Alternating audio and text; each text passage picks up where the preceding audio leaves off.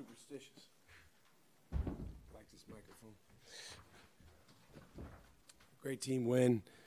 So much respect for Purdue. I would say other than UConn in college basketball right now, they have the best program. The consistency that they've shown,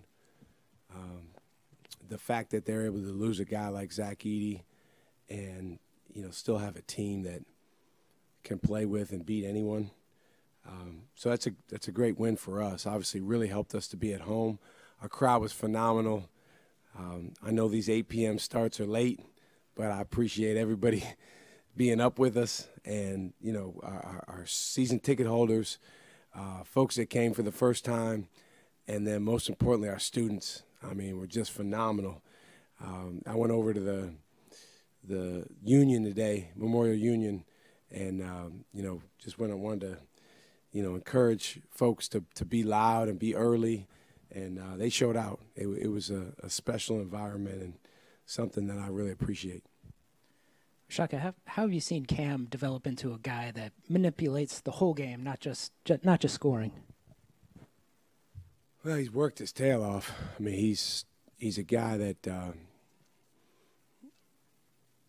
there was a guy that came before him that was a pretty good point guard that set records for the amount of load that he accumulated over the course of a week. Because when the guys go in the gym and they do extra work, they have their little chip on, so we get a report at the end of the week how much load they accumulate. And Tyler's was like through the roof, and we'd be so concerned that he was overdoing it.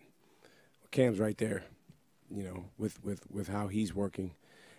He's always had better ability as a playmaker than people might think, but his role was a little bit different when we had Tyler and Oso, because those guys were such good passers and distributors, and we needed him to think score, score, score.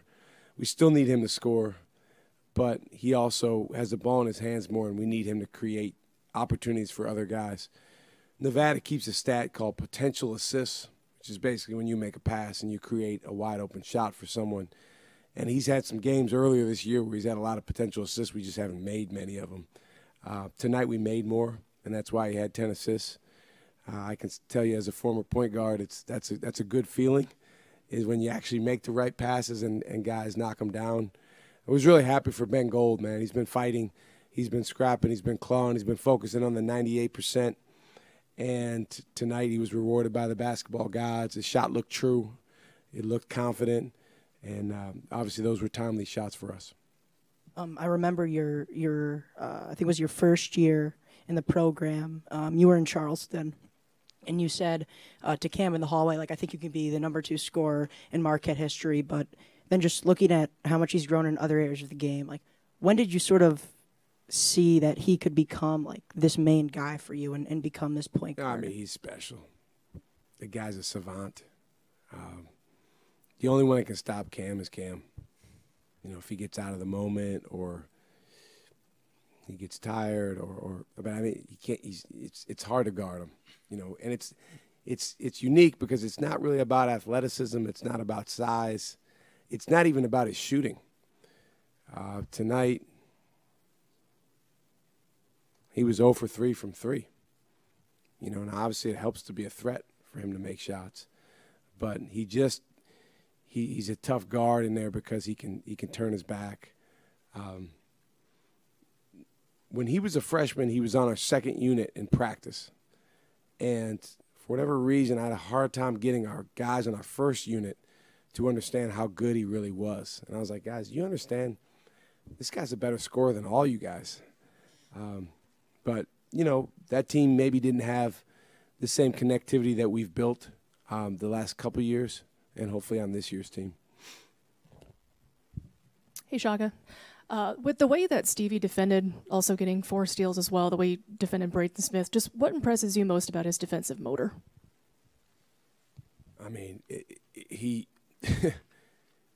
it's one of those things that I really, really appreciate, but I don't think until Stevie graduates and moves on, will we fully feel what we have in him. And so I just encourage everyone to enjoy this year while we have him here, because he just – it's a combination of will, toughness, heart. He's extremely smart, anticipating plays. He knows what's coming before it comes. And the really cool thing we have right now is him and Chase Ross are out there fighting over who can get more deflections and who can be more disruptive. And, Chase is exceptionally good as well. And when you play these really good teams, they've got multiple good guards. So today it was Smith and Lawyer. And those guys got going early a little bit, but I did think Chase and Stevie did a better job making things tougher on them as the game went on. Piggyback off that a little bit, Purdue was 23-1 when Lawyer and Smith combined for 25+. They had 22 tonight. What emphasis did you put on defending them? Well, we always try to make guys as inefficient as possible. The efficiency that guards have is a huge multiplier for their team. And so if you can, 8 for 21, that's not terrible, but it's not great. And those guys are tough. I mean, we've played Purdue 5 times since I've been a head coach, twice at Texas, 3 times here at Marquette. And they run that zoom action, which is basically screening action into a dribble handoff going right. And they probably do it, 50 times a game. I'm exaggerating, but it feels like that. And they get to their right hand every time. And, I've always thought, like, well, what can we do to keep them? But they have counters if you try to take that away. And then Kaufman-Wren is a heck of a load if you switch. So you just have to keep playing, try to get your hands on the basketball, and I thought our guys did a good job of that tonight. Going back to Stevie, we've talked about his defense a lot, but I think last 3 games now, 17 points, 18, 21. Just what's enabled him to kind of develop the way he has as a scorer lately? Well, he's got a real knack for getting in the paint. His confidence right now, driving the ball, is terrific.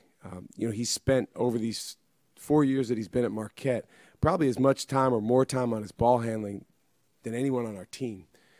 So he's got a real confidence out there with it.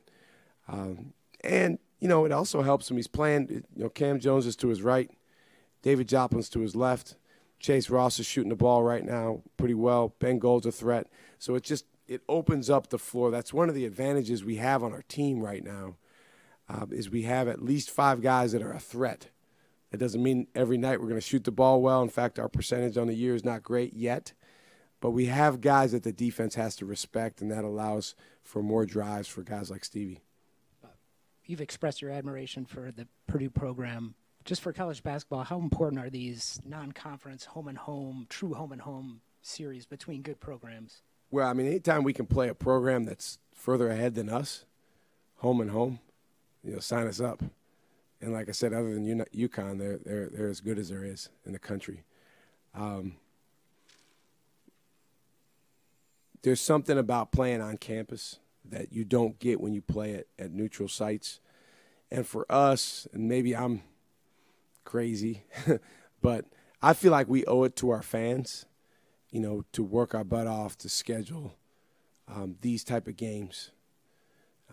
And Mike Broker does a really good job, being out in front on scheduling and communicating, beating the bushes to find teams that want to play. I think it's getting harder and harder because of these super leagues. They're going to so many teams and so many league games. But, just grateful to be able to play these kind of games.